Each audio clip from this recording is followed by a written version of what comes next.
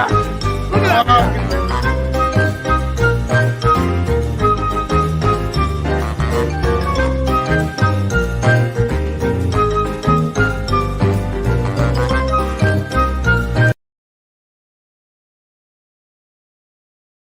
Can I just leave that Ranger background up there?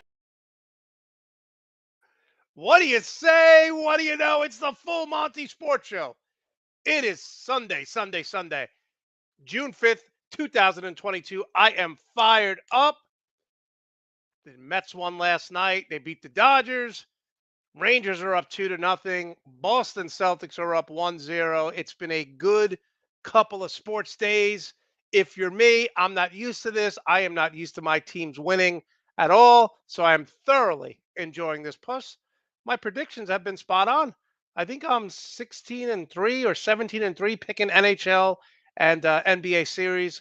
I want to thank everyone for tuning in. You can follow me on social media. On Twitter, Monte JP231. On TikTok, Monte Perez 231. We are at 750,000 views on TikTok. 750,000 views. Definitely subscribe to the Nuts and Bolts Sports YouTube channel. Give us the thumbs up for this show. Thank you so much for tuning in. And again, I want to thank everyone for watching my TikTok videos. Make sure to like them. Follow me on TikTok as well. Again, Monte Perez 231. Little change of plans for the show. We are going to do the show starting next Monday. No more Sunday shows for the summer. We'll start back in August. Training camp for the football season. We'll do the Sunday and Monday shows. But on the weekends in the summer, I don't expect people to sit in and watch my show. You have barbecues, family gatherings. You want to enjoy the outside. So we will be doing Monday night show at 6 o'clock or 7 o'clock. Not sure. Starting next Monday, I will definitely post it on social media as well. So starting next weekend, no shows for the next 2 months. We'll start back up in August. All right. A lot of people sending me emails this week, all fired up that George Lopez will be on the show talking LA sports. Obviously, my Mets are out in Los Angeles right now. Massive road trip, 10 games. Don't like the fact that the Mets had to play Wednesday in Citi Field, fly out to LA, and then play on Thursday. Didn't get a day's rest, and they looked tired. They looked tired the first 2 games, but last night, Pete Alonso, 2 home runs. Francisco Lindor, home run, and we'll get into that with George. Also going to talk about the Lakers, going to talk about the LA Rams and USC football. You know, USC football, major hiring from Oklahoma, head coach. So we're going to talk about them, see what they could do. They have not been relevant since 2009 when Pete Carroll was last coach there. So let's get to it. We start each show with the good, the bad, and the funny. We start each show with the good, the bad, and the funny. Let's start with the good. We are seeing 2 teams grow up right before our eyes. Now, the Boston Celtics won game 1 of the Eastern Conference of the NBA championship, 120-108. And I got to be honest with you, the second half was a dominating performance by the Celtics. They outscored them, I think it was 40-16, in the fourth quarter. Steph Curry and the Warriors looked exhausted. Now listen, my mom doesn't follow basketball at all, and she said something to me that made a lot of sense. She said, Boston is a team. Steph Curry's a great player, but he can't do it all. Now, one of the things I want to bring up is Jaylen Brown. Jaylen Brown had 24 points, 7 rebounds, and 5 assists. Can we just say that Jaylen Brown is basically Chris Middleton? He doesn't do anything great, but he's good at everything. He's an above-average defender. He can rebound. He can pass. He's not a great shooter, but he could score. Jaylen Brown really reminds me of Chris Middleton. And this Celtics team, let's be honest. Jason Tatum didn't have a great game, but this is what young players learn how to do. He had 12 points. I think he shot, 3 for 17 or 4 for 16, something like that, and 13 assists. This is what young players do. They're not scoring, but they know how to contribute other ways. Al Horford is playing like he's 25, not 35. And how about him mocking Draymond Green here after an N1? I was shocked when 90% of the media was picking the Golden State Warriors. And they were saying, oh, it's because they're experienced. Because they're experienced. Got to be honest with you here. Talent-wise, it's not even close. Think about this. Think about this. The guards for Boston, Marcus Smart, okay? Marcus Smart, Pritchard, Derek White, who had 21 points. These guys all rebound. Pritchard comes off the bench getting 6 rebounds. Marcus Smart, 8 rebounds. Jaylen Brown, 7 rebounds. This Boston team, I was shocked at how many people said Warriors in 5, Warriors in 6. Now, look, the series is not over. I fully expect, and I'll get to my next point with the Rangers, I fully expect the experienced Golden State Warriors to come out fists ablazing. I expect them to come out and try to blow them out in the first quarter. And I know experience means a lot, but give me talent all day. Let's remember something here. For all you Golden State Warriors supporters, Jaylen Brown, Jason Tatum, and the Celtics beat in round 1 Kevin Durant and Kyrie Irving. 2 guys with championship pedigrees. Kevin Durant has 2 rings. Kyrie Irving has 1. Then I know Chris Middleton wasn't playing, but they go to Milwaukee and they win game 6, being down 3-2, and then blow out the Bucks in game 7. They beat Giannis and they beat Drew Holiday and the Bucks. And then you go on and you beat, for all you Miami Heat fans, the greatest coach ever in Eric Spoelstra and Jimmy Butler in game 7 on the road. So yes, experience has a lot to do with it, but this Boston team is not afraid. And they've won big games. We're watching them right now grow up, develop, and learn how to win. And I got to be honest with you, the trio of Marcus Smart, Derek White from San Antonio, and my boy Peyton Pritchard, 8.6 rebounds in limited time. Their guard play is so productive. It's not the flashy splash brothers like a Jordan Poole, Steph Curry, Klay Thompson, but they do everything good. Steph Curry is not an elite rebounder. Either is Klay Thompson, either is Jordan Poole. I would say you look at Steph Curry's career assists, and this is what I always say about Trae Young. Trae Young averages 9 assists a game. Steph Curry has never averaged that. So he's not a great assist guy. And let's be honest, Al Horford kicked Draymond Green's ass. Draymond Green missing open threes, missing free throws, missing layups. Now, again, I expect Golden State to come out and just, boom, try to knock them out. But this Celtics team's not going anywhere. I had the Celtics winning this series in 6 games, and I still like them to win. They were 31-10 in the second half of the year. They beat all NBA Hall of Fame players in Kyrie, Kevin Durant, Giannis, and Jimmy Butler, and all you Eric Spoelstra loving guys. So don't just say because Golden State doesn't have experience. Milwaukee had all the experience in the world. So did the Nets. This Celtic team is going to win the championship. They're young. They have some veterans, but they are just feisty, nasty, and everyone is contributing. Everyone is contributing. We're watching them grow up right before our eyes. Now, speaking of growing up right before our eyes, let's talk about the New York Rangers. Most points by players 22 and under this postseason.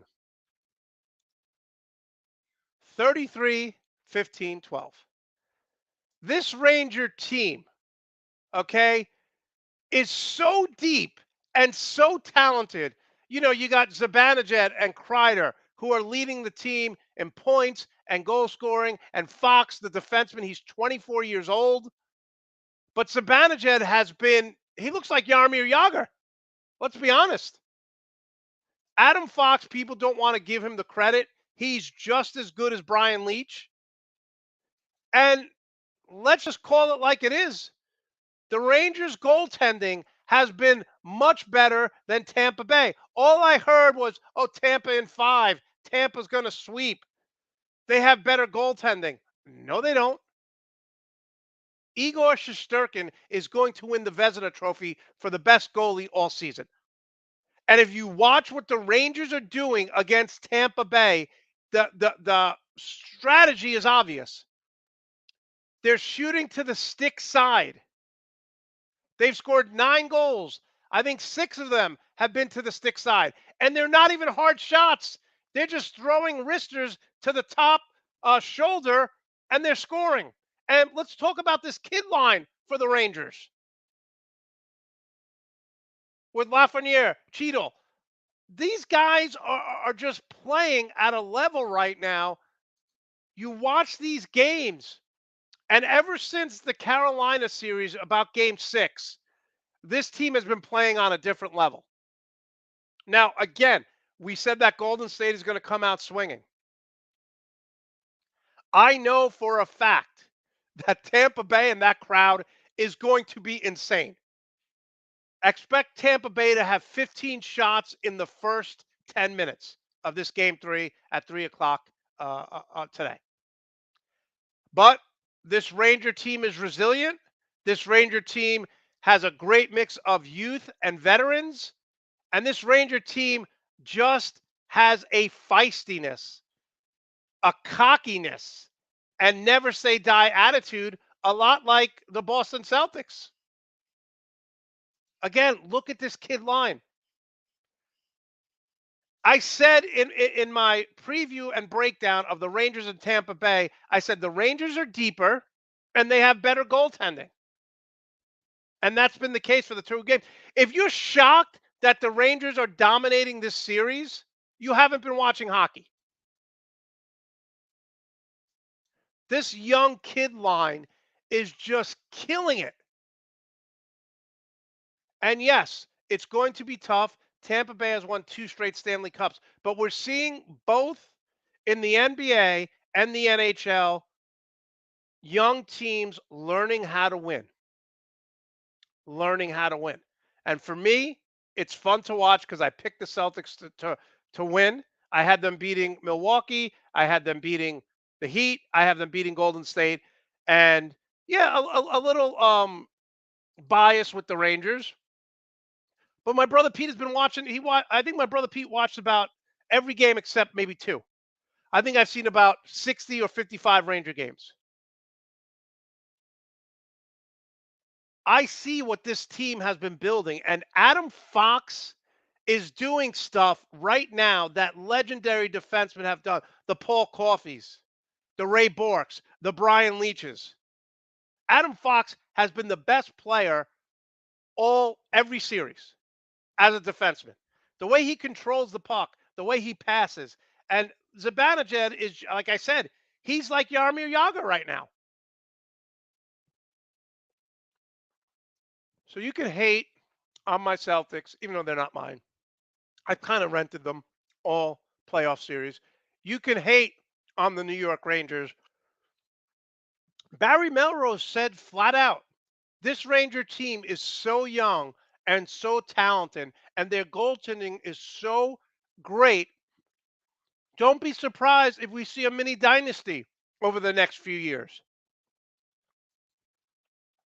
Everyone said the Rangers were built for the next 3 years.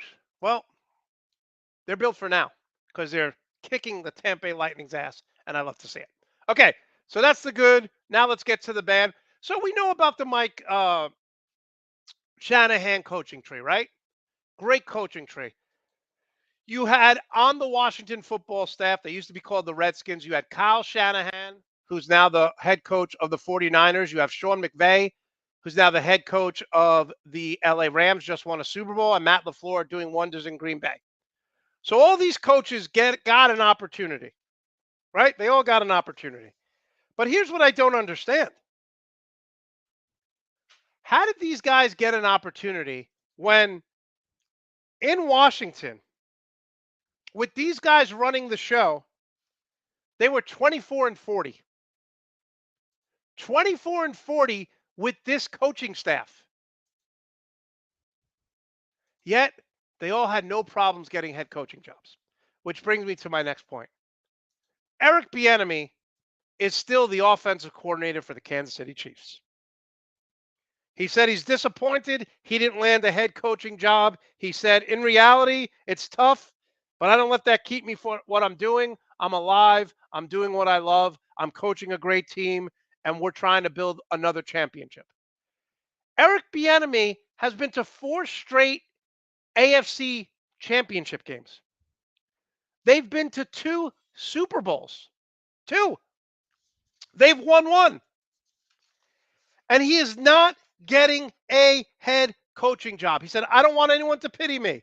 I'm just going to keep pushing and striving. Now, look, the 52-year-old has been with the Chiefs since 2011. He started as a running back coach, and he became the offensive coordinator in 2018.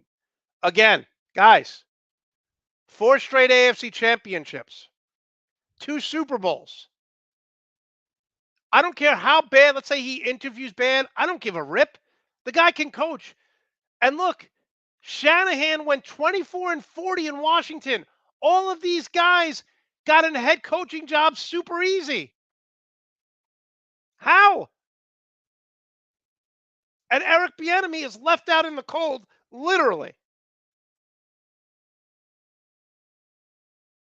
So I'm going to talk about this at the end of my show. Kind of a double standard here with white coaches and African American coaches. Because if you're 24 and 40, part of a staff, why the hell are you getting a job? Now all these guys have had success. God bless them.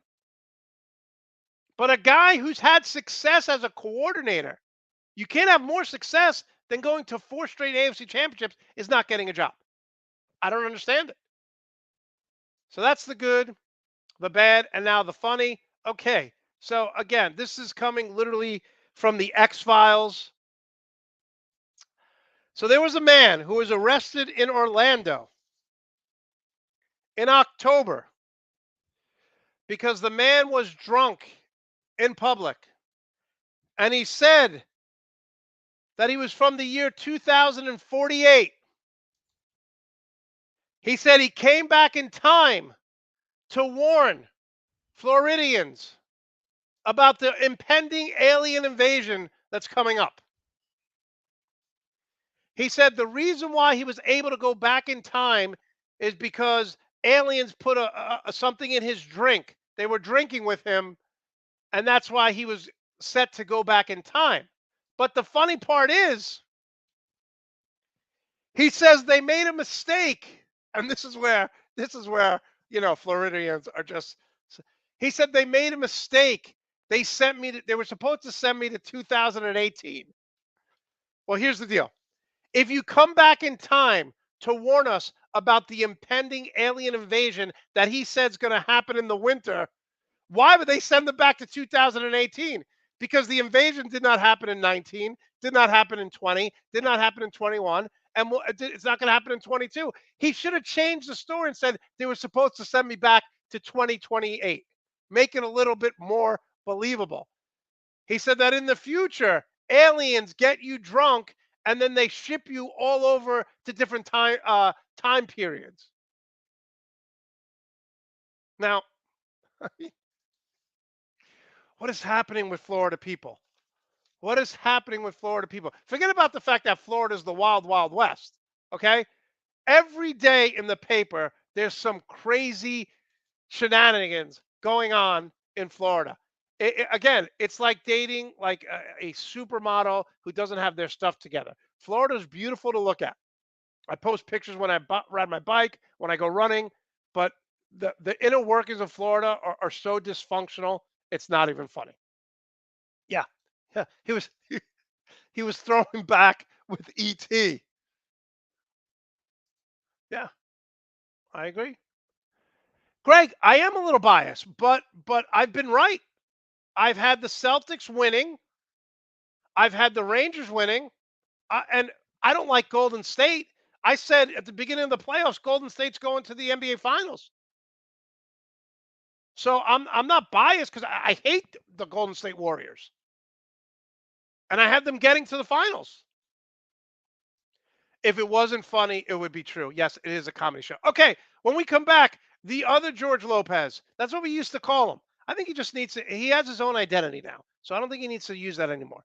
He will be joining us. We're going to get into arguments about the Mets, Dodgers, about a ton of things. That USC, Oregon. I got to be honest with you. I think the Pac-12 next year is a one-horse race between my Oregon Ducks. He's going to talk some trash. You're watching the Full Monty Sports Show live on YouTube. Enjoy 40% off site-wide. Vitable takes the guesswork out of feeling good. Get your own personalized daily vitamin pack safely delivered to your doorstep every month. Take their online quiz to find out which vitamins and minerals can support your personal needs based on your own diet and lifestyle. Hashtag only what you need, nothing that you don't. All vitamins are manufactured in Australia at the highest quality standard. Ingredients come in the best form for their absorption by your body. Enjoy 40% off site-wide using code NBS40 at checkout. East Coast Covers, creator of the Smart Commuter Cover, designs and manufactures custom American handmade quality products. It is the only cover with an adjustable 4-toggle lock-in cord system, which lets you create the fit you want without the need for additional tie-downs. The cover conveniently self-stores when pulled into the attached backpack and also provides a pocket for storing small belongings. Nearly 42 years of riding experience are behind every design with a cover for whatever two wheels you ride.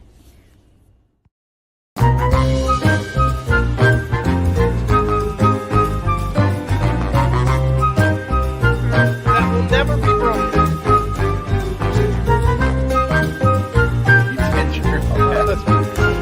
They hit big shots with Luka. I think the Clippers have no idea.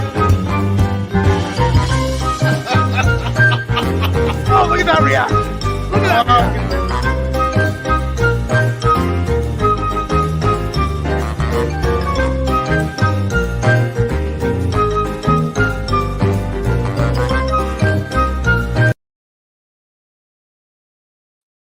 All right, let's bring on George Lopez. George, thanks for joining us early this morning. I have my Ranger background up there to start the show. So on the outside looking in, George, this Ranger team has no weaknesses. They were second in defense. They have the best goalie in the league, and they have 3 lines performing. On the outside looking in, are they as good as I think they are, or do you see something that maybe you don't like? No, actually, they're playing. I obviously I don't follow the Rangers. I'm an LA Kings fan, but they are playing very well. And as you mentioned, they're a young team, so they don't know they're not supposed to play this well in the playoffs as a young Exactly. team. And I think youth and being naive is a benefit for them. And everyone keeps automatically saying that Tampa's going to three-peat because they're a dominant team. The Rangers are taking it to them, and if they could have survived the initial onslaught they're going to see today, Yeah. they have a real good chance going up 3-0. Yeah, I agree with you. I think they found something in that goalie from Tampa that they're exploiting. I know, and I appreciate you. I know I get annoying sending you my TikTok videos. So Oh, no, not at all. Not at all. I appreciate that. All right, George, let's make you feel at home here because I'm coming at you like a spider monkey. I'll put your USC background. Walk with me, talk with me here because since 2009, USC has won Pac-12 championship. Pete Carroll brought them back, and then he left. My Oregon Ducks have 6 Pac-12 championships. They played in 2 national championships. They haven't won one. But if I'm a top 5 prospect, why am I going to USC? When you look around Oregon, Oregon was voted as the #1 college football facility in the country. They got the crazy uniforms every week. What is the advantage other than playing for Lincoln Riley to go into USC than going to Oregon? And let's be honest, Oregon has put more pros over the last 5 years than USC. So why are USC fans all pumped up about this season? Well, I agree with you. Oregon has been within the conference the better team since Pete Carroll left. I can't deny it as much as it kills me to even say that. It's true. When Pete Carroll got hired by USC, most of the fans weren't excited about it. I remember when they hired him, and he was, I don't know, coach number 6 that they interviewed. Who knows how many turned down the job? And I believe the coach from Oregon at the time turned down the job. I forget his name. The one kind of started everything. Yeah. Yeah. Not I know what you're Brooks. talking The about. guy, yeah. And when they hired Carroll, the first thing I thought is he'll make the defense better. What he did to bring USC back to national prominence, no one saw that coming, and he brought the excitement back to USC. It reminded a lot of people of John McKay, John Robinson when they had the teams. Lincoln Riley, it's the same thing. No one even considered Lincoln Riley for the job. I remember the day he got hired, that morning was the first time I even heard his name mentioned in a rumor that he might be linked to the job. The guys I go to the games with, we were set to give up our tickets. Like, end of Wow. an era, we're done. We were disappointed. The day he got hired, we're like, yeah, we're keeping the tickets. Now, he's going to be the big factor in recruiting. You saw what he did. His number one goal was to revamp the roster, and he did it through the transfer portal. Whether or not people like it, I'm not a huge fan of it. It is what it is. It's helped build up the roster. So it's got fans excited thinking about the end of the Pete Carroll era, or not the beginning, but when he started bringing the team back to national prominence. They think Lincoln Riley can do that, especially bringing in Caleb Williams with him, adding Biletnikoff winner Addison Jordan to the Jordan Addison to the roster, best receiver in college football last year. And we got a running back from Oregon, Travis Dye. Don't bring that up. That one, I'll be honest, that one surprised me. You So got Dye from Oregon. getting him Yeah. is going to be huge. He's on paper, he's got a lot of talented players. Now it's a question: can Lincoln Riley and his coaching staff bring it all together in year one? And a lot of USC fans are thinking that. And if he can do that, USC traditionally is a bigger name than Oregon. And I'm not trying to be disrespectful to Oregon as much as I don't like them. They do a great job recruiting, but you're talking Eugene, Los Angeles. That LA would win out if they're on equal playing grounds. Well, yeah, George, in a way I could see that, but let's be honest here. The area around USC is not the greatest. No, You it's go to- not. It's not. And I'm surprised. I know they started to revamp that stadium, but that stadium's kind of outdated. You look around all college football, especially, there's something about a Penn State stadium, but you even said it. Going to the Coliseum is kind of like, it's a little, and Rico hates it. The Coliseum itself, and I'm going to say, I was straight on. This is what the Coliseum is. It's vintage. Okay, it's tradition. You go to a game. There's no, at least for me, I've gone to games at the Rose Bowl. I hated it. Okay. And it had nothing to do with the fact that, UCLA, I can't believe I even said them, but I hated the Rose Bowl. Their bench seating, you're not comfortable. I'm not a small guy, and you're sitting down like this at the Rose Bowl. I can say I've been there. I'll never go back. The Coliseum, yeah, they renovated it. They dropped it down, the seat capacity to 70,000. When we started going, it was 93,000, I believe. So they've spaced it out a little bit. But there's nothing like going to a game out here at the Coliseum. Yes, the Happy Valley at Penn State is a great stadium. I think, the Big House is a tremendous stadium for Michigan. I do want to go to Notre Dame once for an SC game just to experience that stadium. Even Ohio State, the Horseshoe once, just so I can experience it. But George, even with Ohio State, they used to have the Horseshoe. They added more stadiums, so it's not technically the Horseshoe style anymore. No, granted, to me, it's like, excuse my language. To me, it's more like horse's ass when you talk about Ohio State. So I have no love lost for them. But I don't know. And now we're talking about recruiting and everything. With the name, image, likeness, the NILs. Yeah. I think, with Phil Knight, granted, Phil Knight does a tremendous job, being an alumni of Oregon, what he could do for that program. But LA offers so much more in terms of making money off the field. Yeah, of course. And that's going to be, regardless of what Saban says, that is going to be a huge recruiting tool for all colleges now. Yeah, I agree.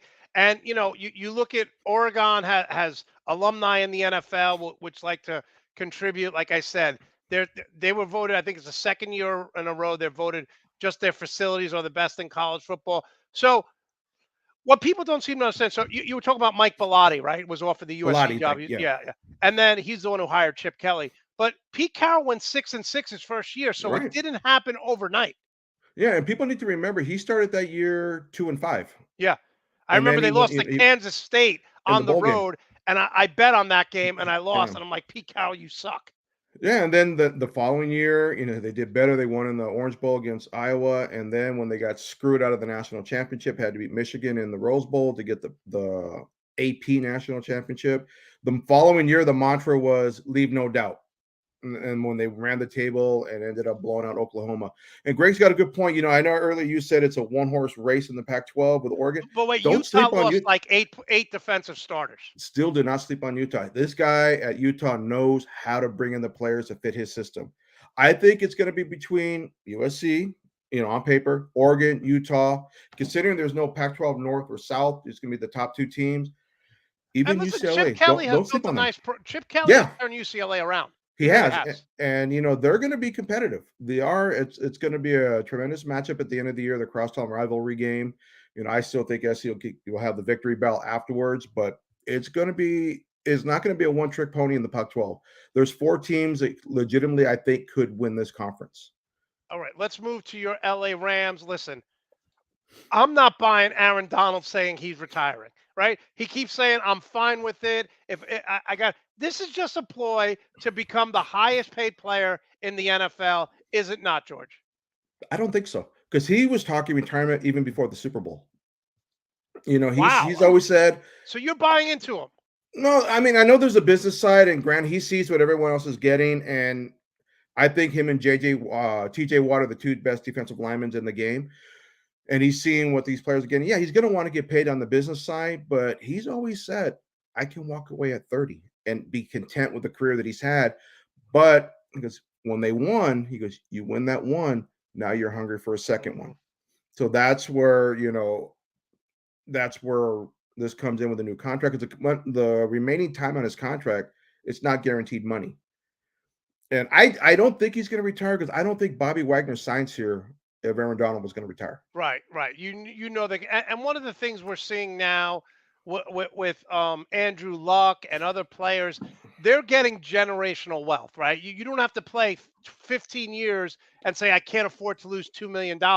All of these players are set for life. The money is so out of control. It is. It's just ridiculous. So you think Aaron Donald, if you're a betting man, which I know you are, is Aaron Donald returning to LA next year? I do think he'll be back. Yes, I do think he'll be back to try to help them run it back next year. Whether or not that'll happen, I know we'll talk about it when we get closer to football season. But I do think he will be back with the Rams next year. Okay, talk about the fans who have not followed this team like you do. What have they done besides getting Robinson, the wide receiver from the Chicago Bears? What has this team done to improve? I said it earlier. I think the LA Rams are now becoming the Showtime Lakers. Everyone wants to play for Sean McVay, young, good-looking coach, stylish like Pat Riley was. Everyone wants to come here. They'll take pay cuts. They want to be in LA. They want to be part. Sean McVay has built something here that we're looking at maybe a mini dynasty. But what have they done differently, or what have they added to the team that won the Super Bowl? Well, you mentioned Robinson, which I think is a big signing, considering we still don't know what's going to happen with Beckham Right. while he's recovering from the injury. I still think the Rams are going to figure out a way to bring him back, because I know Cooper Kupp talks with him daily to see how he's doing, give him updates. So I'm about 75% OBJ will be back with the Rams this coming season, sometime maybe October, November. I mentioned they got Bobby Wagner out of Seattle, which I think is a huge pickup for them at middle linebacker, at linebacker spot, to pair him up with Ernest Jones. It's going to be something different for Wagner. He's used to playing that cover 3 defense. The Rams play a lot of quarters defense, cover 4, but they're going to be able to move him around, let him blitz from the edge, let him blitz from up the middle, and he's going to put him more in pass coverage, that hook zone that they run with that cover 4. But I do think losing Joseph Day to the Chargers, I think it's going to hurt the run defense, because he was amazing when he was healthy, up stopping the run up the middle. So now I think they're going to expect more information on Robinson next year, and I know they do have to address losing Von Miller. They need to address that other side opposite of Leonard Floyd. I still think that Hollins can do the job. He's got a couple years in now with the team. If he could stay healthy, I think he can be very impactful on the edge. And anytime you have Aaron Donald in the middle, it kind of does help the edge rushers. Okay, can I say this though? You're very high on Van Jefferson, correct? You think he Yes, could I be a am. legitimate number two. So you bring in Robinson, you have Cooper Cup, you bring in Odell Beckham Jr., you're going to stunt the development of Van Jefferson. I don't think so. That with McVay's offense, the more weapons he has, the more he's going to be able to expand his play calling. I think a lot of times they go to the 11 personnel, 3 wide receivers, 1 running back, tight end. But I do think, we get, if again, provided OBJ does come back, you'll see a lot of 4 receiver sets. He might want to throw the ball more, which I think would be a mistake. I still think they need to run the ball with Cam Akers as well as Gerald Henderson. But I don't think they're going to stunt the growth of Jefferson. Jefferson is going to be their deep threat, and I think Robinson will be a deep threat as well. But getting Robinson allows the Rams to keep Cooper Kupp in the slot, and he is almost indefensible when he plays the slot. And you can put Van Jefferson out of either flanker or split end. All indications are that Odell Beckham Jr. is not going anywhere. He loves LeBron. He loves LA. He's got a great relationship with, and let's be honest, I think they would have blown out the Bengals if Odell Beckham Jr. stayed healthy for the Super Bowl because they had no answers for him. Yeah, well, Cooper Kupp said pretty much the game plan was to focus on or highlight Odell. They knew that they were going to take away Cooper Kupp. The game plan really, let's get Odell going, and he had a great start to that Super Bowl. And it's unfortunate that he got hurt because I agree. I think he would have been the MVP. I think he would have possibly put up a challenge to the Super Bowl record for receiving yards, which I believe is with Jerry Rice when he did it in against the Bengals of all teams as well. But I know that the Rams doctors actually fixed the issue with the knee that apparently the first surgery didn't correct. So I know there's some appreciation for the Rams doctors, but he also understands there's a business side to the NFL. So he's going to want to do is get what he can because his having 2 ACL injuries. I know modern technology, modern medicine allows you to play more, but you have to question how much more does he have where he could be one of the top elite receivers. Yeah, and it was Jerry Rice, I think, in 1989. I think he had 215 yards receiving against 222 or 223, if I'm not mistaken, against the Bengals. I'll look it up. I think you might be right. Okay, so let's move to the Lakers now. Got your put the Laker banner up here. I don't see how they could stay with Russell Westbrook. I don't understand. This was a disaster from day one. And George, a lot of people say, and this annoys the hell out of me. A lot of people say, "Oh, you bought a championship." That's such BS. No one buys a championship. There's a way to build, right? The San Antonio Spurs build towards the draft. That worked when you draft Tim Duncan, David Robinson, Ginobili, Parker. It doesn't work anymore because the Spurs are good enough not to get the top 10 pick. So they're not acquiring free agents. So this notion of, the Lakers bought a title. They bought a title with Shaq. Let's be honest. Kobe would have never won a title. They went out and they got Pau Gasol. They pay these players. If you're paying these players top dollar, you're not buying a championship. Let's be honest. Milwaukee couldn't win until they got Drew Holiday, right? LeBron couldn't win until he went and joined Miami with Dwayne Wade, and they got Chris Bosh. So this notion of you got to build through the draft, that's BS. The Rams signed a bunch of, made trade and gave away a bunch of draft picks. Now, people don't know this, and you do. The Rams have a lot of homegrown players, but they use both. You can win both ways, but it seems like the Lakers refuse to win any other way except win now. We're seeing with the Rangers. We're seeing with the Celtics. You can rebuild in Boston, in New York, when you have young talent and a competent staff. So it's going to my final point is I think Jeannie Buss and who's ever running the team is beyond incompetent. I disagree with that. I think Jeannie Buss has got a good basketball mind. I personally would have got rid of Pelinka as a general manager. Let him go back to being an agent. I didn't agree with it with the Russell Westbrook signing, and I made it clear when they signed him I wasn't happy with it. But he's a Laker. I'll support him. I'll root for him. They only had maybe 22 games between him, AD, and LeBron on the court at the same time, and they went 500. It didn't work. But reports have been coming out. All the coaches the Lakers have interviewed how are you going to incorporate Westbrook into this offense? They're not moving him. And I don't think it's because they don't want to. They can't move him. No idiot, no coach or no general manager is going to be stupid enough to pick up Westbrook's contract. Hold on. Michael Jordan says he loves Russell Westbrook, and I'm going to talk about this later. We know how incompetent Michael Jordan has been as an owner, as a talent evaluator. He's been terrible. So there is a market for him. But here's what I don't like. Okay, LeBron has his boys, right? J.R. Smith was his boy. This is probably going to bring you nightmares when J.R. Smith ran out the clock against Golden State in Game 1, and LeBron saying, "Shoot the damn ball." But LeBron's boy is AD. He loves AD. And I don't understand this because LeBron's someone posted a video of him. He's in Maldives and he's working out at 6 a.m. before he spends time with his family. Kevin Durant, someone posted a video after they lost. Every night of the week for like 7 days, he was at a club, right? So LeBron lives in the gym. AD doesn't. How does LeBron James not see that AD has greatly underachieved in Los Angeles? I think he sees it, but LeBron is the type of person who's not going to come out publicly and speak, or he's not going to put it on social media. If there's any type of conversations about AD, it's going to be internal between the two of them. And that's one thing, a lot of the top players, they're going to lead behind, or they're going to get on their players away from the media or away from social media, where it's just going to be between them and their teammate. Yeah, and if he honestly doesn't see that AD has underachieved, then something is really wrong. Maybe he's got his mind too much on Space Jam 3. Who the hell knows? Listen, I know that's a shot at LeBron, and I'm going to defend him because what he did this year, he scored almost 30 points a game. He's the only player that's a non-center in the history of the NBA to shoot 62% from two-point range. The guy was phenomenal. It wasn't his fault that AD's made out of glass, and Russell Westbrook shoots 20% from three and turns the ball over in crucial situations like no one else does. I think the problem this year, too, was they allowed him to be the on-floor general manager. They wanted to accommodate LeBron, and the roster just never meshed.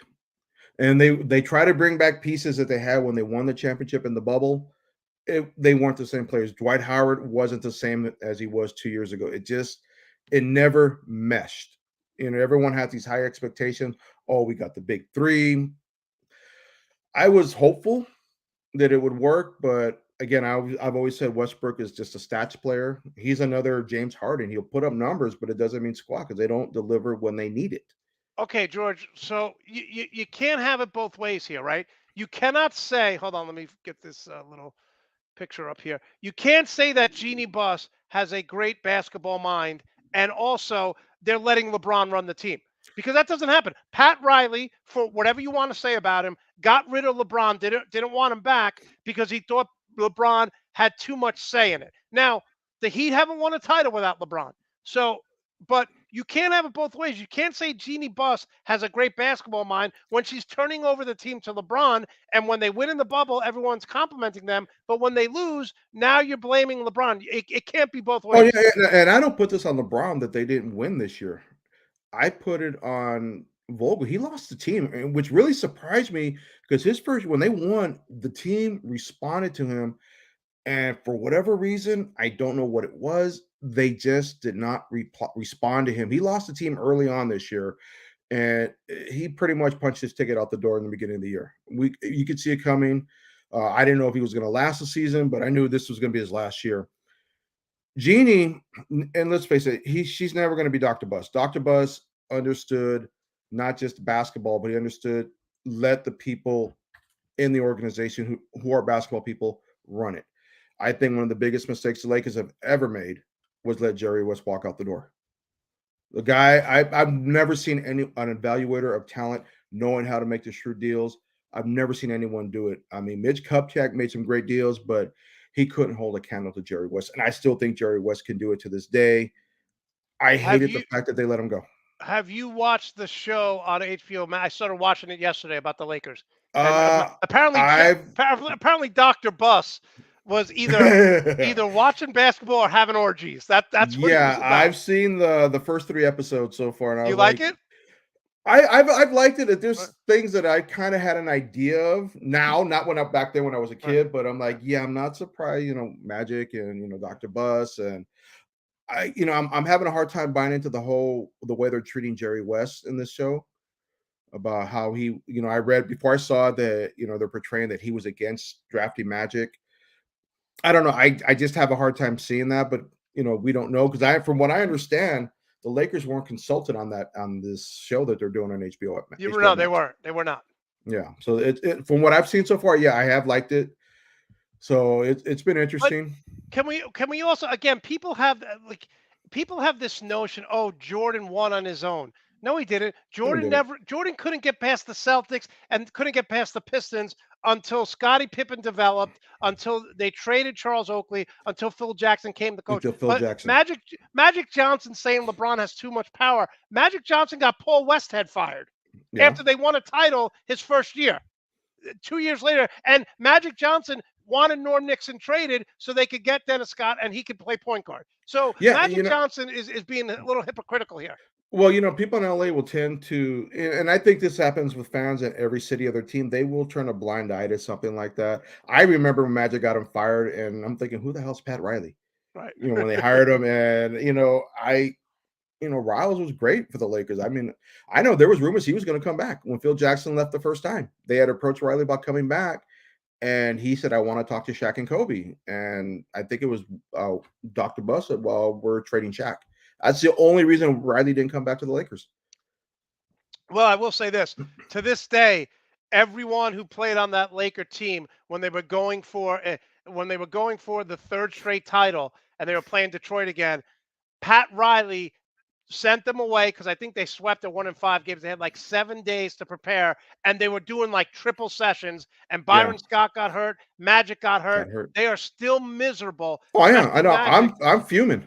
Yeah, I mean, they got swept by the Pistons because Scott and Magic didn't play. Yeah, they were 11-0 in the Western Conference, looking good, and Riley blew a gasket, basically. Trying to.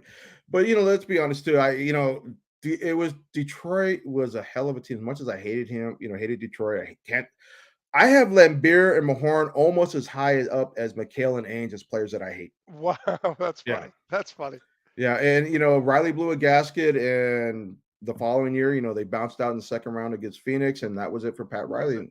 And then he says, everyone's run ends.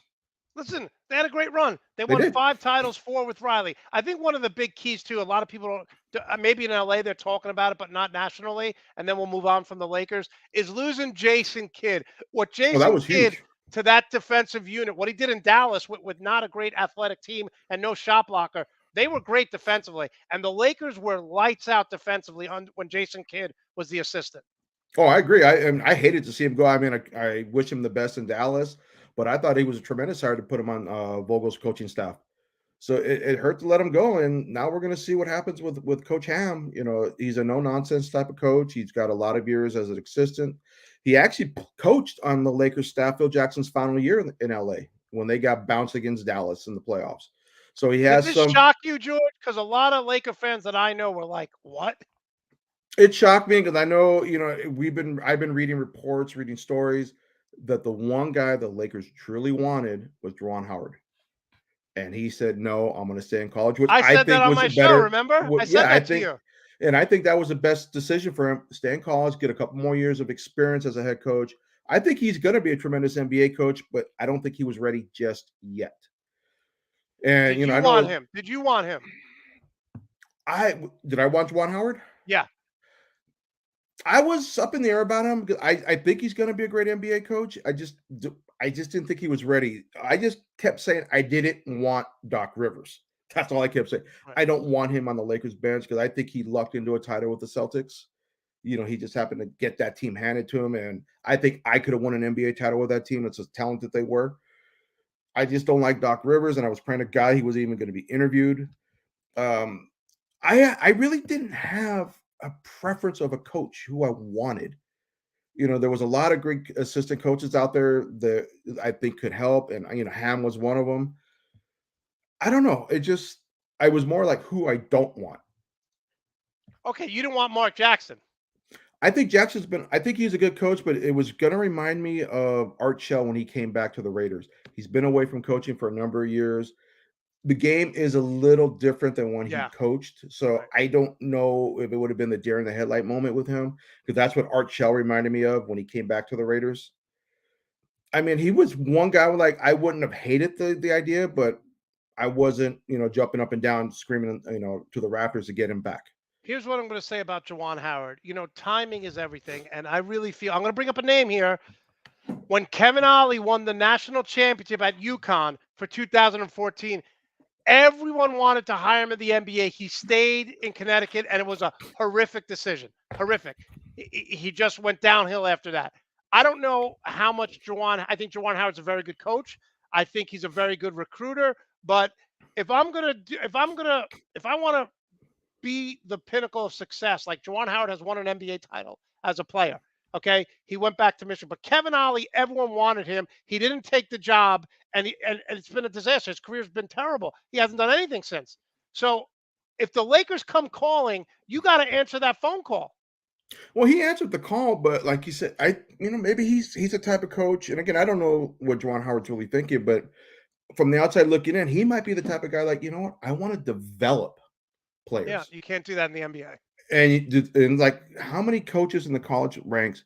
How many of them can deal with the egos of multimillionaires in the NBA? You're talking about 18, 19-year-olds making millions of dollars. But Jawan Howard can, because he's been through it all. He's been through it. Granted, he was a legendary college player, legendary high school player, multiple All-Star. LeBron said he's one of the smartest basketball minds he's ever been around.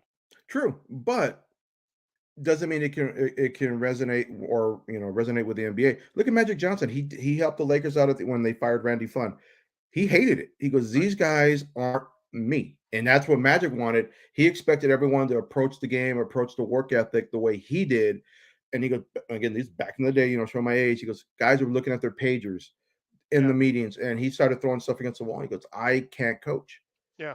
Well, you just have to evolve. Like, I think people like Bill Belichick have evolved. I think, one of the things that Pat Riley realized once Shaq got there is you can't coach every game when you're playing in January. He did that with the Knicks. He did that with the Heat. And that's why they never developed they were in fourth gear the whole season. So all those Heat teams that won 55 games with Tim Hardaway and Alonzo, they get bounced because they were exhausted because Pat Riley was coaching every game in February like it's game 7.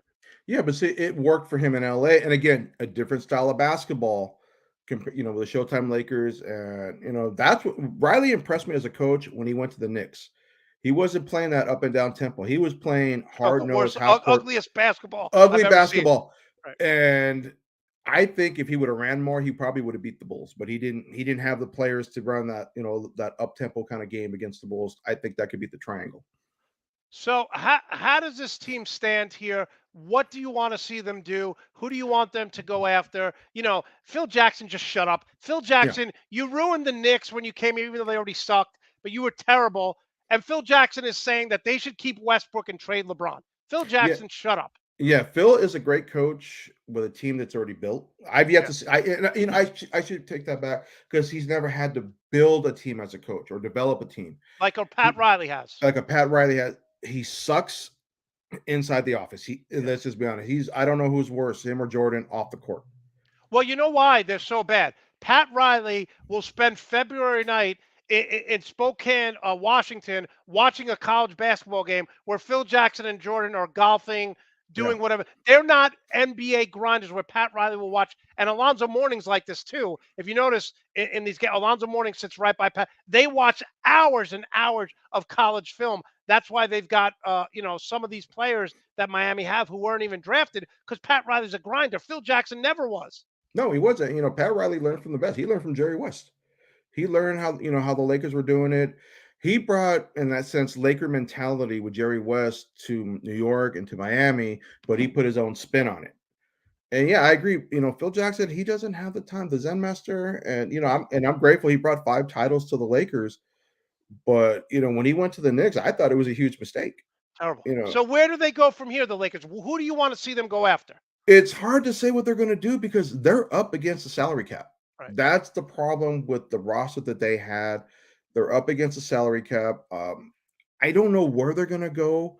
Everyone keeps throwing out there that John Wall deal is still viable with No, Westbrook, and I hope to God that doesn't happen. That's just treating, basically putting a used Band-Aid on replacing a used Band-Aid with another terrible. used Band-Aid. It's a terrible move. I mean, that's why I'm hoping that's why the Lakers said no. I know people are still throwing it out there. Well, if Damian Lillard's going to be a free agent, make a run at him. I know there's a Levine. Everyone talks about Levine out of Chicago because he's expressed an interest or being a Laker fan, always wanting to play for the Lakers. Could they make a run at him? But it's going to come down to what can they afford in the salary cap. Yeah. I mean, and George, just look at this draft order, right? It's so pathetic. Orlando, Oklahoma, Houston, Sacramento, Detroit, Indiana, Portland. Not one of those teams, no matter who they get, is making the playoffs next year. The only No. team in the top 10, again, depending on Zion, is the Pelicans at number 8. So Well, the I'm gonna draft order, all these teams who are drafting, they're not making the playoffs next year. You think Houston or Oklahoma is going to make the playoffs next year? Hell no. no, but I'll tell you this about Zion: he's turning into what I thought he was going to be, a bust. Can we just relax with Zion? He No, averages more the points and more rebounds than Charles Barkley did in his first 2 years. Charles Barkley didn't get going to his 4th, 5th year. Zion, if he's healthy, is unstoppable. He's 25 and 10 every game. problem is he's not healthy. The problem is he doesn't put in the work to stay healthy. There's an immaturity there. I think he would have been better suited to stay with Coach K 2 more years, play 3 years at Duke, and then come out. I Okay, think but that was a George, mistake. do you know what Moses Malone said to Charles Barkley his second season in? He goes, "You're too effing fat." He goes, "That's why you're not dominating everybody. You eat crap and you're not in shape." Charles Barkley was immature. Why do we forget about all these immature guys who became legends and we're so hard on someone like Zion right now? Well, I'm not being hard on Zion. I just never bought the hype into Zion. I'm not saying he's not a good player. He's got skills. He does. I just never bought the hype. And it has nothing because I'm not a Duke fan. It has nothing. I respect Coach K. It has nothing to do with Really? that. Oh, you're not a Duke fan, really? Oh I yeah, never knew no. that. Yeah, I mean, between them, I always pick North Carolina when they played against Duke. But I do respect Coach K. Why, when he was coaching there. I just didn't buy it. Players today, none of them have solid fundamental skills, and he was a big example of it. Grant, he's a highlight reel when he's healthy. But what's going to happen when hey, we need you to hit that 15-foot mid-range jumper? Yeah, well, And a lot of players in today's NBA can't do that. yeah, I mean, listen, but you look at now, right? Jimmy Butler, phenomenal series, not a great 3-point shooter. Nope. DeMar DeRozan, phenomenal, not a mid-range game, not a 3-point shooter. But going back to just really quick, we'll switch on the NBA here. Do you think if you had to put money on it, those 3 guys are coming back, Westbrook, AD, and LeBron, to start the season with the Lakers? I do. I Okay. really do. AD will be back. LeBron's already under contract. And I just don't see the Lakers being able to move Westbrook, even if they want to. I don't think that they would get a player, that would be worth the trade. If they do John Wall, I can't say that. I don't, Yeah. someone's listening. I don't want to get in trouble for making a threat. But I mean, I'm gonna scream to the rafters at Pelinka if he makes a trade to get John Wall here. I Not think just that. that'd be worse. We said this last year on the show. We said if Russell Westbrook accepts being the 6th man, where he's with the second unit in the second and third quarter, and he'll drop 18, 10, and 5. You sit him in the last 6 minutes because he can't shoot. But he could be 6th man of the year if he just has some self-awareness. He's trying to do what he did when he was 25, and he can't do it anymore. Yeah. Even Barkley came out this past week. The problem with Westbrook is he doesn't practice his shooting. Yeah. He doesn't have confidence in it. And I agreed. I think Westbrook would be better suited, even if not with the Lakers, any other team, if he was a 12-point, 10 assist kind of guy. I think that would be better. Be a true point guard. Magic Johnson, LeBron James, terrible jump shooters when they came into the league, all developed. All right, let's move to your Dodgers. I'm going to say, well, before we get to the Dodgers, I know you have no dog in this fight. You hate both teams. I have the Celtics winning. Listen, Golden State's going to come out tonight, and they're going to try to knock them out in the first quarter. But the Celtic team is deeper, better. They're just all around a better team than the Warriors, and 90% of NBA experts pick the Warriors. What am I missing here? Everybody hates the Celtics are Celtics. better. Everybody hates the Celtics. And I've always said this. I think the NBA is better when teams like the Celtics, the Lakers, even the Knicks, the old school teams, when they're winning or competitive, I think the NBA is better overall. Who do you have winning this series? I will never pick Boston. Boston could have gone 72-0 in the regular season, and I would still not pick them. My Laker blood will never allow me to pick Boston. You know what's so funny? My brother and my dad were like, "Why are you rooting for Boston? You're a Knicks fan." I go, "Who the hell told you I was a Knicks fan? I haven't been a Knicks fan for years. So stop with that." Now I have the. Well, you're a Knicks fan. You just waiting for Nolan to get rid of the team. Once he does, you're going to go back to you're going to go back to wearing your Bernard King jerseys and Bernard King, best Knick ever. Best Knick ever, Bernard King. Oh, well, yeah, I agree. I used to love watching him play. I think this is going to be, it's a tough series. And as much as I hate him, I do pay respect. They're a more physical team than Golden State. And everybody knew that going in.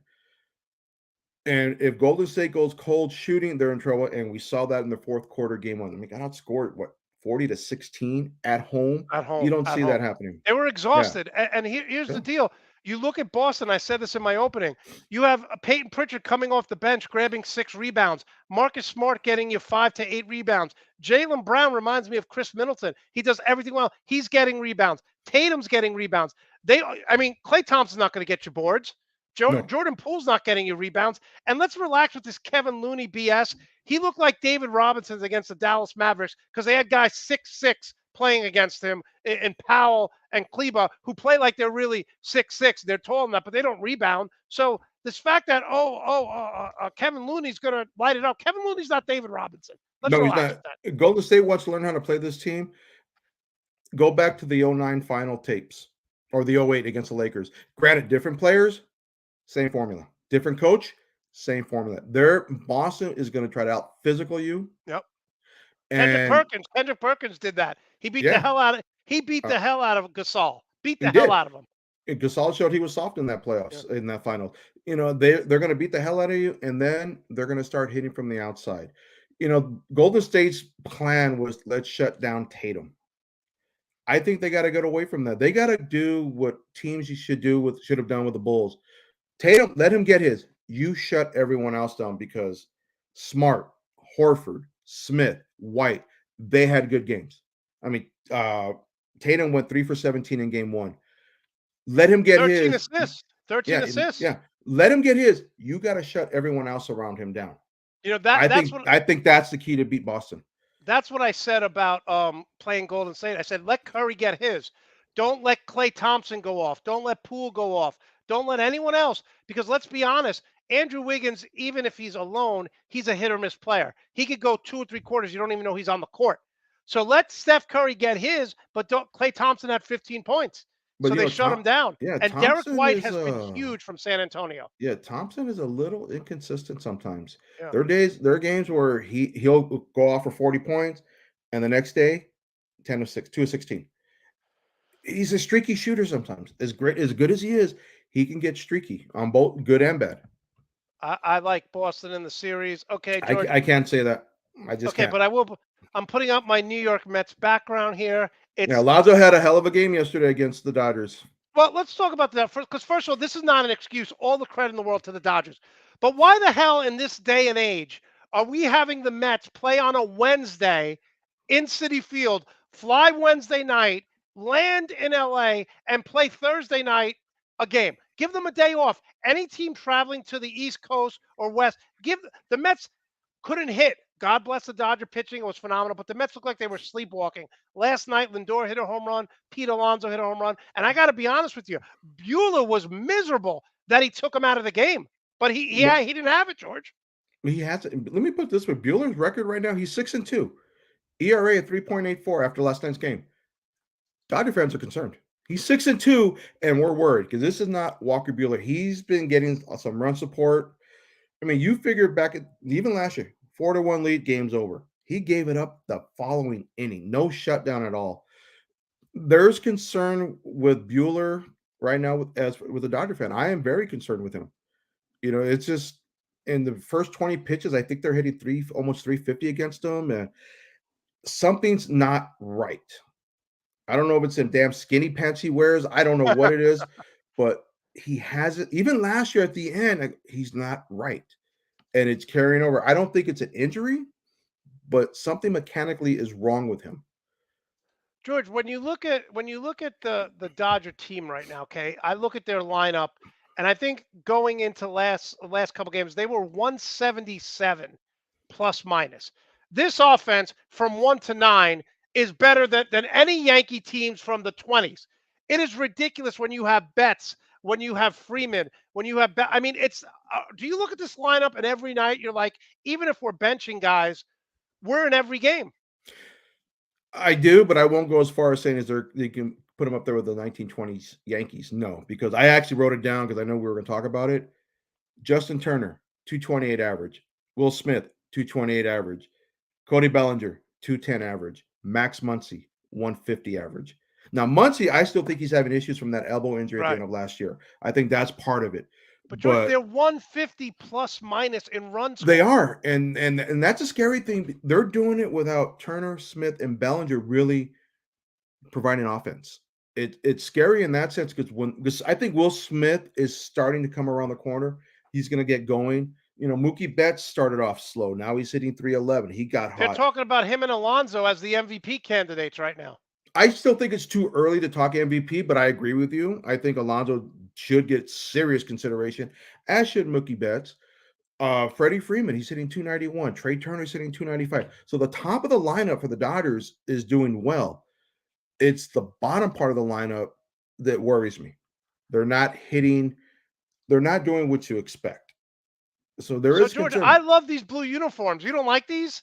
I'm okay with them. I'm a traditionalist. I love the Dodger white when they're at Oh, it's home. so boring, George. No, it's not. It's classic. It's classic. Don't get I think there are certain uniforms in baseball that are just tremendous. Yankees being one, because they never changed. They didn't Right. have to. Right. Even I know the Cardinals have done a little bit of alterations. I think their uniforms are great. Same with the Cubs.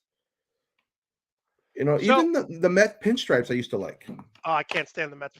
I like the Mets dark blue uniforms. These ones that they wear. Yeah, All it right. reminds me too much of the Cubs.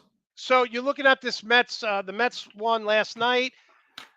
I look around the league. The NL East right now is terrible, right? You have the Padres who are coming on. The Angels, your son must be miserable. What have they lost? Like 8 out of 10 or something like that? They 10 were in a on row. fire. He's Yeah. already calling for them to fire the coach. Okay. So Going they've to get rid lost of the 9 in pitching a row. coach. They lost 10 But in a row now. are the Dod- Raphael must be loving it what they're doing. Phillies are doing to him. Oh my goodness. Yeah. I mean, is this still the team that beat the Dodgers? Because let's be honest, I think it's a survival of the fittest. Stay healthy, win 105 games, and they can't add any more pieces right at the trading deadline. They're not going to be buyers again. No, they will. They're going to be looking for starting pitching. Because look at I have it down here like Tony Gonsolin, which the first two that I'm going to mention are the biggest surprise for me this year with the Dodgers rotation. Tony Gonsolin 6-0, 1.59 ERA, and doesn't have an overpowering fastball. No, he is just pitching. He's doing like a lot. Greg Maddux used to. Like Greg Maddux used to. Tyler Anderson, which is the biggest surprise for me, 7-0, 2.5 ERA. That one I think is a huge surprise. I didn't know what to expect with him. He is blowing expectations out of the water. Even Kershaw, he's supposed to pitch in a rehab assignment today. And if all goes well, he'll be back in the Dodger rotation next week. He's 4-0, 1.8 ERA. He was looking like Kershaw from 8 years ago before he went down with that issue with the SI joint. Plus, he's really, again, not an overpowering pitcher, Kershaw, like he used to be, just really being smart, keeping batters off balance. And that's what helped Gonsolin. He said the conversation he had with Kershaw in the spring training has helped change him. So Gonsolin and Anderson, you figured Buehler and Odious. We got it. It's Gonsolin and Anderson that are carrying that rotation right now. And then, you figure you got Dustin May still coming back, maybe late July, early August. That's going to add another arm. But yeah, they are going to be buyers. They're going to look at starting pitching in the trade deadline. Yeah, I mean, as I put my Mets background up one more time, just to annoy you, the Mets are without their three best pitchers. They're without. It's good news. DeGrom's starting to throw. He feels great. Tyler McGill is doing a rehab stint. He may pitch in Anaheim, and Max Scherzer said he's feeling better than Yeah, he but I heard thought he he got would. bit by a dog in his pitching hand. Yeah, he got I he don't. got bit I by a was like, what dog. the? But I hope it he wasn't his says he's. dog. I think in the next 3 to 4 weeks, we're going to see at least two of them back. And this is why I keep saying when the Mets beat up on the Phillies, on the Nationals, and on the Braves this year, keep beating up these weak teams because once your starting pitching gets back, you're going to have to go up against the Dodgers, the Padres. No one's talking about the Milwaukee Brewers, and they're playing. They're in first place over St. Louis. They have a very good team. Who do you fear, if anyone, or are you saying it's the Dodgers to lose again? Oh, well, and part of me, this is a heart thing. Yeah, I do think it's the Dodgers to lose. And I'm going to ask you this: how concerned are you with Degrom with his injuries the last couple of years? I mean, Well, he's not a big guy. He's a hell. I think he's probably one of the best pitchers in Major League Baseball. I love watching him pitch. But now the last couple of years, we saw this with Kershaw. A few years ago, little things were adding up, and that's my concern. What's going on with Degrom? yeah, I think George, I think one of the problems that we have in sports is there's too many games, right? I know people don't want to cut it down. There's no reason to play 162 games in baseball. You There's know, no, let me finish. There's no reason to play 80 games in the NBA, 82 games in the NBA. There's no reason to. yeah, Cut it there's down. We don't need to do back-to-back games. And here's why, George, because when you play that many games, especially now, and you go buy a ticket, well, not for you and Rico, because you guys go to games every week, but for the average fan to go to a game, let's say I want to go see the Knicks play, and the Knicks are good, and RJ Barrett sits down and he's averaging 25 because they play such a grueling, cut it to 68 and stop this BS with TNT just showing 2 games on Thursday night. Make this a complete schedule on Thursday. So you have games every night of the week. TV's not going to take a hit. There's too many games to, these pitchers, especially nowadays, this, they're pitching. Your son plays baseball all year round. It wasn't like that growing up with us. We played 3 different sports. agree. But one disagreement I'm going to make with you, pitchers One, today. you've had like Well, 10 already. 10 already, but with pitchers today, like DeGrom, we see Kershaw. Back in the day, they were 4-man rotations, not Right. 5-man. They were pitching 20 years, and you weren't hearing about these arm injuries that we hear about with these players today. And these were guys back off-season workout. Hell no, I'm going to go drink. I'm going to go party in the off-season. I'll get ready. They had spring jobs training. in the offseason. And they had jobs. It's amazing. You guys got players today, nutritionists. They're constantly working out, and they seem like they're soft when you compare it to people like Warren Spahn, Tom Seaver, Nolan Ryan. I mean, Nolan Ryan, he would pitch a game and then give me 45 minutes. I got to get on the bike or get in the gym to work out after the game. Yeah. It's mind-boggling that with all the advancements today, the players aren't as strong as they were 30 years ago. Yeah, because It's added on muscle. It's not natural strength. You have a point there. But going back to the DeGrom thing, I think this is going to help him. Just like I said, when Steph Curry got injured, it's going to help the Warriors long term because you don't want these guys beaten up going into the playoffs. And I think DeGrom hitting his stride in August and September is going to be great for the Mets. You don't want to face that Mets pitching staff in a short series, in any series, because you're going to get DeGrom, Scherzer, and McGill 2 to 3 times in that series. And you're not even mentioning Bassett. I know the Dodgers got to him the other day, but I think that was a huge pickup for the Mets. The only question, with the Mets is, can the offense sustain? They're playing tremendous right now, but can they sustain once they get into the dog days of summer? How are they going to play? Because this is, you following the Mets, I think this is something new for most of those players being that good early. Now you got the New York media on them, really, really paying attention to them. Can some of those players handle it? I think they can. I think they will be there at the end. And, everyone talks about up until yesterday, the Dodgers, I forget, since like 2017, they kind of technically own the Mets. Yeah. I throw all that crap out the window come playoff time. Well, and I will say this, this watching the Dodgers, and I loved seeing it. And this is one of the reasons why I like the Brewers so much is the Brewers, I think, are 4th in home runs and 2nd in stolen bases. So they're playing the long ball, and they're also playing small ball. One of the things the Mets have done over the course of the start of the season is productive outs, hit and run, stealing bases. They're creating runs. The Dodgers do. Anytime Mookie Betts gets on, you could expect him to steal. Or there's like 4 or 5 guys in that lineup, hit and run, productive outs. I've seen the Mets bunt, sacrifice, and what I love, players like Nimmo, players like Jeff McNeil. When the shift is on, they're going where the holes are open. So they are playing small Everyone ball. should The do that. Dodgers do this very well. Yeah, like, and I told you beginning of the year, the one thing about the Dodgers, everyone looks at them glitz and glamour because it's LA. They're a blue collar team. They grind it out. And that's what the Mets are doing. I obviously I don't watch the Mets like you get to. I see your TikTok videos when you're posting them about it. And I'll watch, MLB Network, see what's going on. I am impressed with this team. I have no hatred for the Mets, so I can say openly, I am very impressed. I was looking forward to this matchup this weekend. It's gonna tell both teams where they are at this time. What do we need to work on with the Dodgers? I think obviously they need to get Buehler right, and you think they're going to go after a pitcher? And this is not an excuse.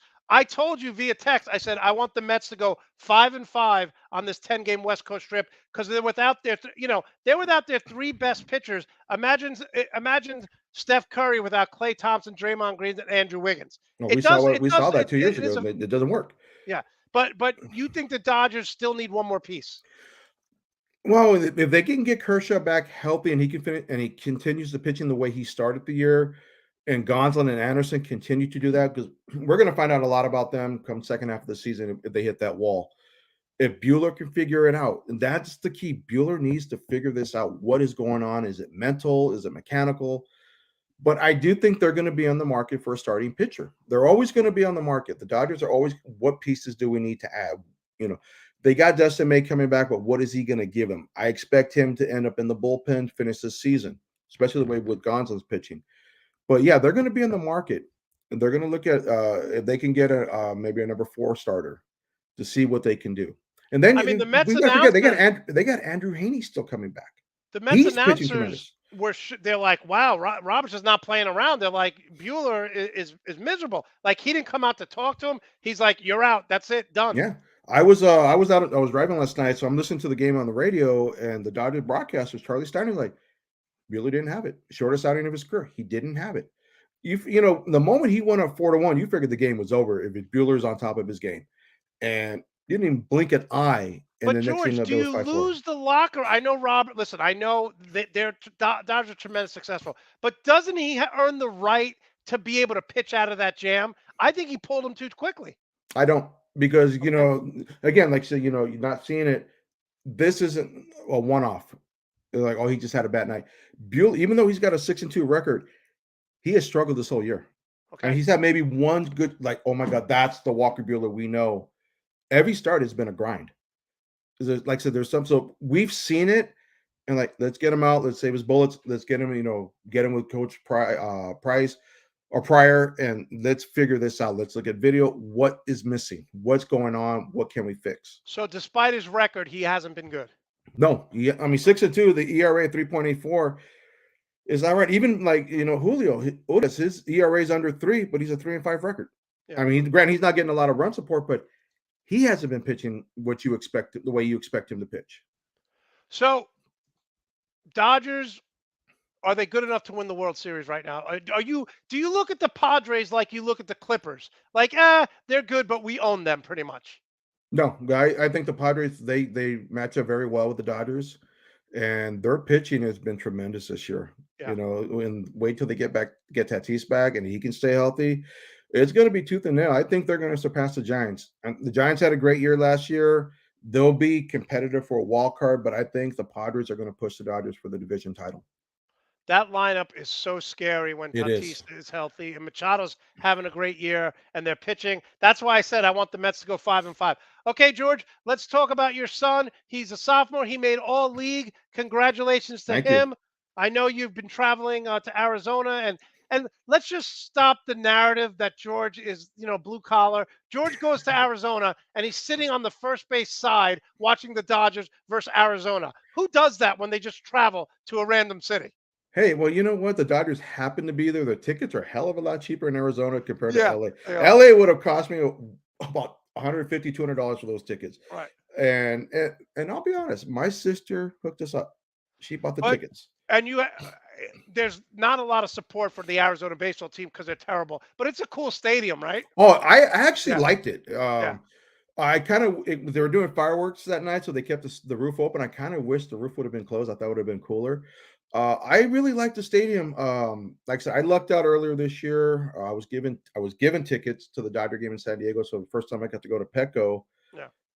And that stadium, I had always wanted to go. That stadium lived up to my expectations. I liked Arizona's stadium. I know a lot of people I talk to, they're not fans of Dodger Stadium. I go, Dodger Stadium's iconic, man. You get the San Gabriel Mountains in the background. And I go, I go, now my son Ramon is like, I want to go to San Francisco. I'm like, I want That to would go be there, but great. That would be great. I'm a little hesitant because I know I should say I heard stories about how Giant fans can be. So I'm a little hesitant to take them up there. I said, we can. I'm gonna try to go Rico style, and I do want to go to PNC Park in Pittsburgh once just to see a Very game nice. there. And talk about your son. Congratulations to him. He's a sophomore and he made all league, correct? Yeah, he made all league second team his sophomore year. I was hoping he had a chance at it because most of the offensive categories he was in the top 10. He led the league in on base percentage, led the league in stolen bases. He did. The team overall did better than we were expecting in the beginning of the year. We missed making playoffs by one game. It's a small school. We don't get a lot of baseball players coming into that school. It's more of an academic school. A lot of the kids out here who play football, the other high school in our district is the only one with a football program. So they did tremendous. Better than we expected. He had a hell of a season. He actually slumped at the end of the year, and at the last couple of games was able to pick his average back up. So he did a great job. And I even mentioned it, even my other son, my 13-year-old Ramon, he goes to a new baseball league. No one knows him there, and he gets selected for the 13-year-old All-Star team. That's So, awesome. like I said, Nice job. as a baseball dad, Yeah. it's been a great month. We got back from Arizona.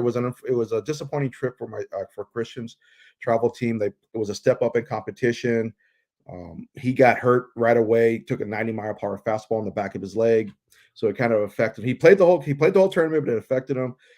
That team played a little uptight the whole tournament.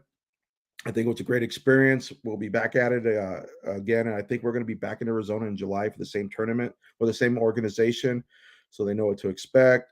Right now, they're in a high school league, getting games in, picking up some tournaments, and then Ramon will be starting All Stars in a couple weeks. So it's a busy time, but it's a Yeah, good no, it busy never time. stops. Then I didn't even mention my daughter starts basketball again in July. It never stops. It never Yeah. stops.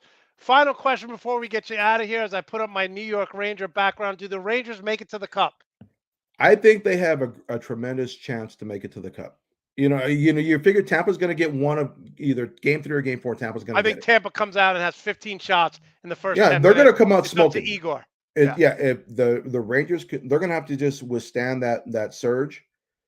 I think they have a good shot to get to the Cup. Now, whether or not they're good enough to beat Colorado, I don't know. I think Colorado right now is a class of the league.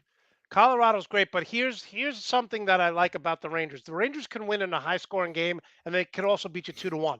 They Right, can. so they can win both ways. So, and the Rangers are ahead of schedule here, George, because they're the Yeah. youngest team in the league. So most people didn't have them getting this far. So either way, although I got to be honest with you, one of the worst moments of my life. My parents were just talking about this. They were out in L.A. When the Rangers were playing the Oh, Kings in the 2014. Cup. I love that play. Alec Three Martinez. overtime losses, and to see a Henrik Lundqvist lying down in Game 5 when the Kings scored the game-winning goal was just miserable for me. Miserable. I remember I was doing a podcast that night with the Dominican baller Jorge Martinez, and I had the Kings game on in the background, and he's like, "We're doing the show," and he's like, "Okay, we're trying to keep it going, so we can see if the Kings win." And finally, he's like, "Okay, we got to go. It's already the third overtime," and like literally, not even 5 minutes after we got off the air is when Martinez hit the game winner or scored the game winner. That was a tremendous series for the Kings. That whole playoff series, especially coming back the way they did against down 3-0 against San Jose to start in the first round. And same with the Kings, like early when they lost, you told me I was spoiled with LA sports. I wasn't expecting much from the Kings. They're like the Rangers, they overachieved this year. They did better than most people thought they were going to do. This sums it up. Look at Lundqvist in the net, just miserable, looking up like This is my one chance. And those stupid Kings celebrating their third overtime victory against the Rangers. That I was one of think my worst sports moments. that's a great picture. It was a, the Kings got hot at the right time that year. Being down 3-0, and we kept saying one game at a time, one shift at a time. And I think the toughest series was when they played the Blackhawks in the conference finals. Yeah. No disrespect to Blackhawks. the Rangers. The Rangers played them tough in the final, in the Cups. I mean, the you Cup figure finals. law of averages, you're going to win one overtime game. They lost 3 overtime games to the Well, Kings. I remember '93, the Kings and the Canadians. 3 of the 4 losses the Kings had were in overtime. Oh, I mean, Marty Patrick McSorley. McSorley, yeah, but Patrick Waugh, I mean, I still remember him, one of the Kings players going by him, and he just winked at him.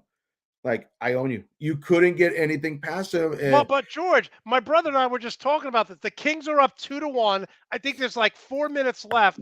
Marty McSorley has an illegal stick. The Canadians go, they get a penalty, they score, they go on to win, and that's it. That's all she wrote. That's all she wrote, yeah. And Is Marty McSorley still mocked for that? No, they a lot of Kings fans were upset that the Oilers waited until then to do it because the coaches knew what was going on with that. Oh yeah, the Canadians knew what was going on. Yeah, and so no, McSorley is never going to get mocked here. No, the LA fans love him too much. All right, George. When can we see another article for Nuts and Bolts Sports on the Dodgers or anything else you're working on? How can we follow in sports? Actually, after the Dodger game today, because from here, I'll be leaving in a little bit because my son Christian's actually got a game today, so. I'll get back, watch the Dodger game, and then I'm going to get articles submitted about the Dodgers. And my son Christian is pushing me to do one about the Angels. So, but I told him, I go, if I do it, I'm not going to do it to bash him. I'm going to be objectionable. Yeah. I'm going to be professional about it because I know Joe wouldn't like a trash article. So I'll probably get one for. Yeah, but your teams, you deserve it. So, no. So I'll get one for the Dodgers. We'll see in October when the Mets face the Dodgers. That'll be a good one. But I'm gonna tell you right now, I'm not making any bets because I can't beat you in a bet. So I'm just gonna enjoy. I think you're 0-4 betting against me, right? Yeah, and it's usually USC Oregon.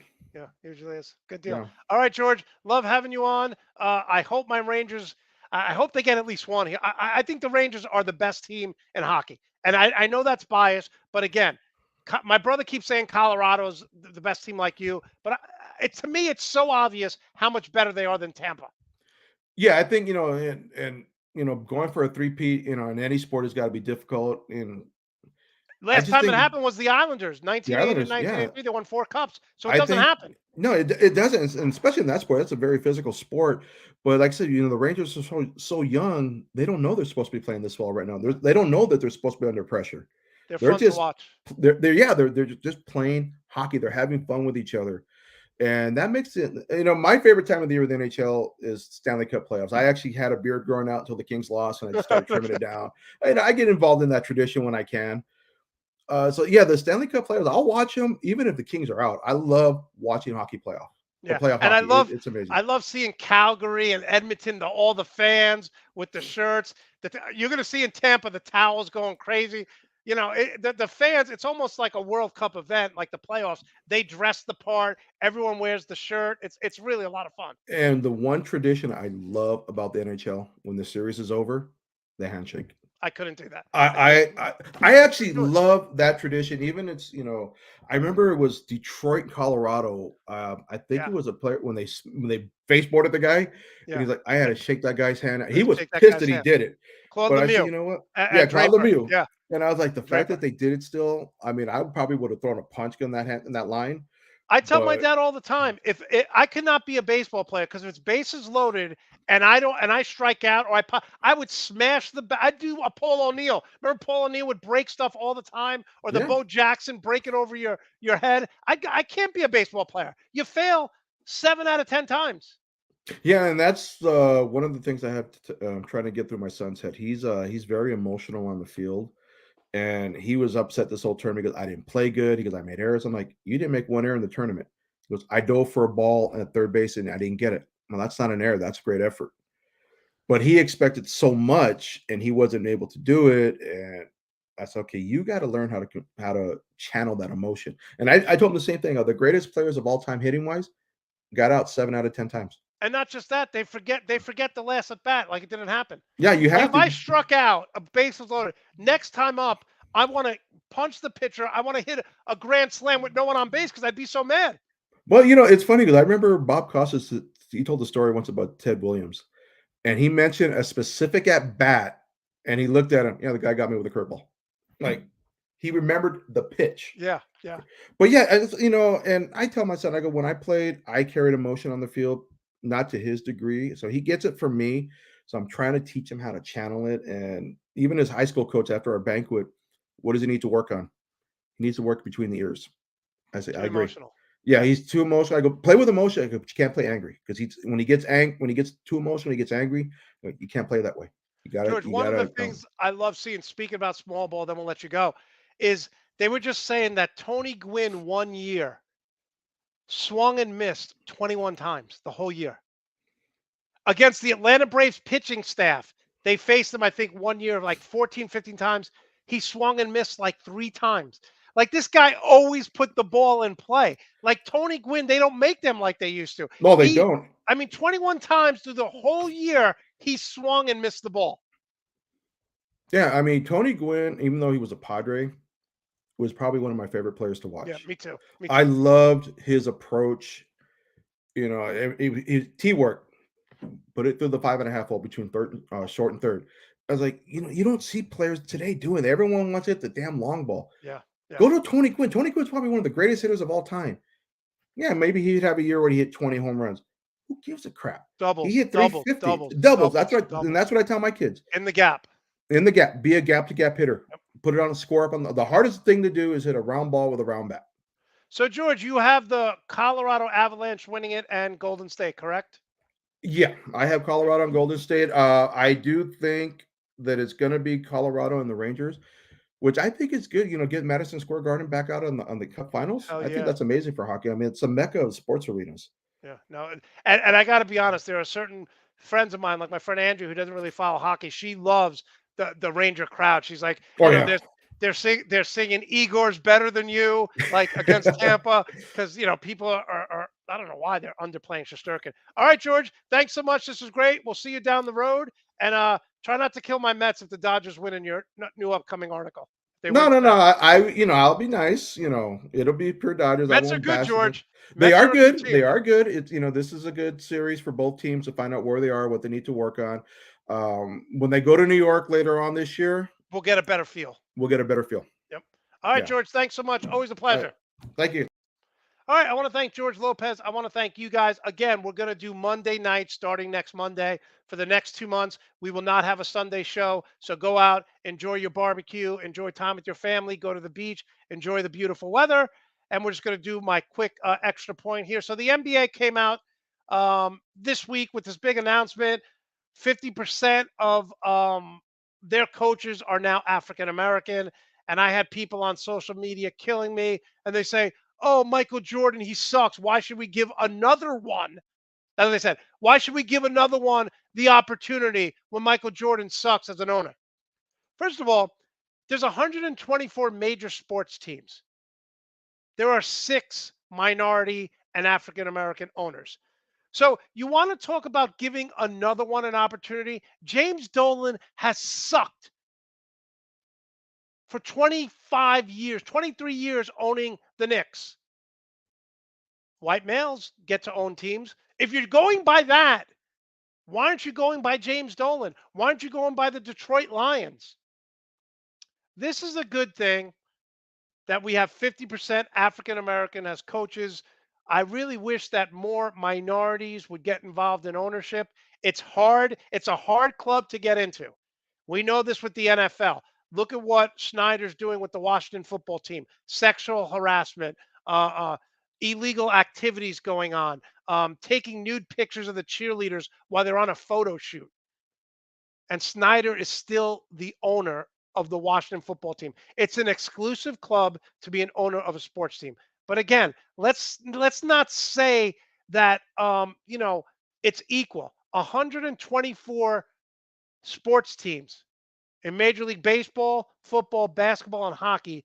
We have 6 African American and minority owners, and that's just not enough. It's just not enough. All right, we will see you Monday night, 6 p.m. Eastern, next Monday, the Full Monty Sports Show. thank you so much. Make sure to give the thumbs up to this particular show. Make sure to subscribe to the Nuts and Bolt Sports YouTube channel. And in the immortal words of Arnold Schwarzenegger, I'll be back.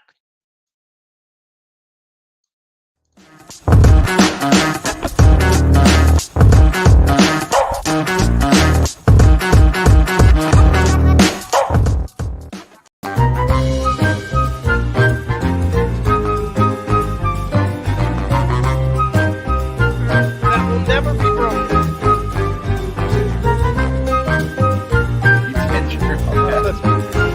They hit big shots with Luka. I think the Clippers have no idea. Oh, look at that reaction. Look at that reaction.